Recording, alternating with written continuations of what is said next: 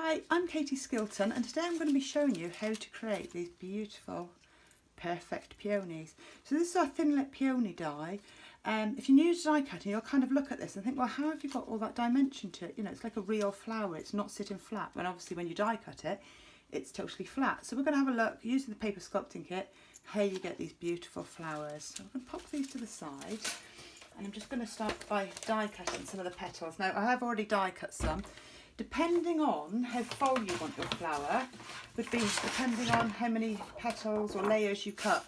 So today I'm going to do 5 of each layer. So I'm going to do 5 of the larger layer and 5 of the smaller. But as I say, I have already pre-cut some because, you know, once you've seen the flowers being shaped, you've kind of seen it and you can just repeat it with each layer. So we'll die cut this large one first of all. So these are being die cut from our Sizzix cardstock. Which is absolutely perfect. It shapes beautifully, it takes ink beautifully, you've got beautiful colours on there, really good for your flower makes.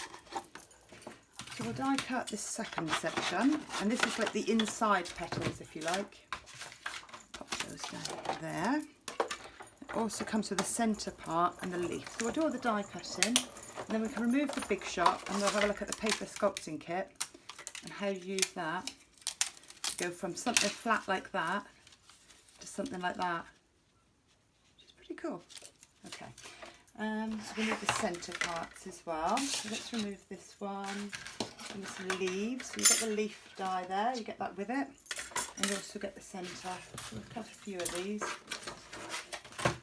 So again, depending on how full you want the centre, depending on how many of these you cut, depending on how many leaves you want to put around your flower, will depend on how many of those you cut. So we'll do a couple of each for this flower. Make sure that one's on properly. Put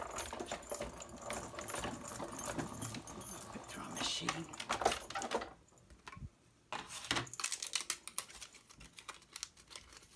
Remove that. So there now is our centrepiece. And here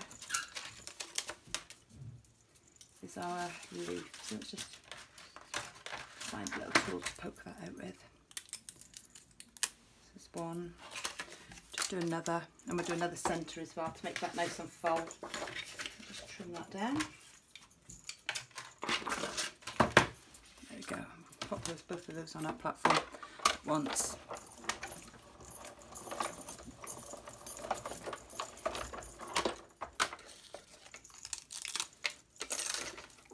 There's our centre part again. And there is our another leaf. The leaf comes with score lines as well, so that makes it really easy to fold, but we'll look at that part in a second when we come to sticking those on. So let's remove this. And I am going to take my paper sculpting kit. So the paper sculpting kit comes with a foam mat, it comes with several tools that you can use here. It comes with tweezers, comes with scissors. Today I'm going to be using these two to shape the petals. So before you start shaping the petals, you want to add some ink to them if you kind of want that that really realistic look. So I'm going to use our Multi Tool, and this has got the blender application on the end. This is so good because I'll show you. I stick all my inks to the base of my ink pad so I know which one goes with which. Now all I need to do, now I've got this, I don't need loads of different wood tools, blending tools. Just pop whichever one I'm using on here, and it makes it really easy to blend. So if you're new to blending, this is a really good way to do it. So we'll pop that on and just get the excess ink on, and we're just going to rub it over the petals, and you will find the colour will settle down quite a bit once the ink kind of sinks into the cardstock a little bit. The colour tends to lessen.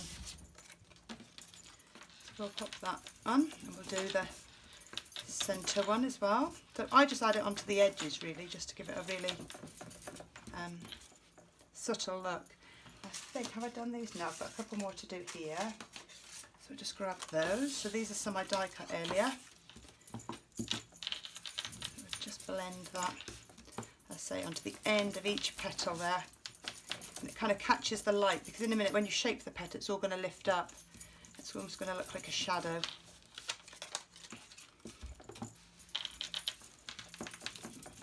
Finally, we'll do the same with this one, and then I can show you the shaping of it. move the ink out of the way so I can pop that now back on there, and that's free to use whatever colour I use next. So we're going to take the paper sculpting mat. So this is the mat that you use. And first of all, I'm going to shape all of my petals so that they're facing inwards, so kind of shaping, folding inwards. So I'm going to go around the edge with this ball tool, and you can see that the petals start to fold up.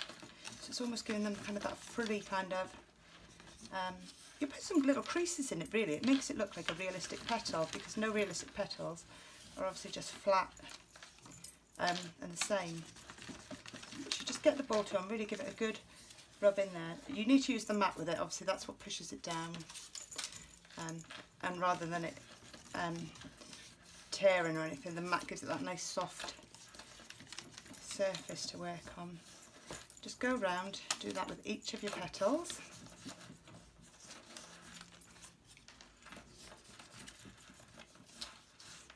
There we go. And again with the small ones. So with the smaller ones, I tend to get really right into all the detail and really shape those up, because with a peony, as it works its way in, it folds more and more in on itself. So I'll give those a really good kind of rub so that they really start to fold in.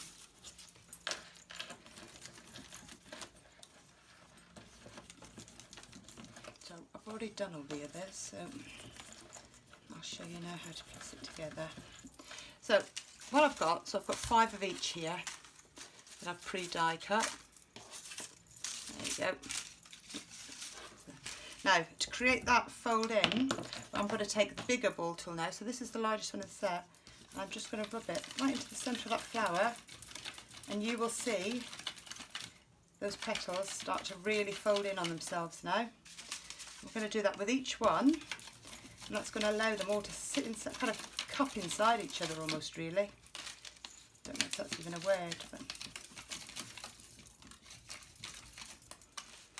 give them all a really good twist. You can always come back and reshape them if you feel like it needs to kind of come in some more once you're starting to put it together.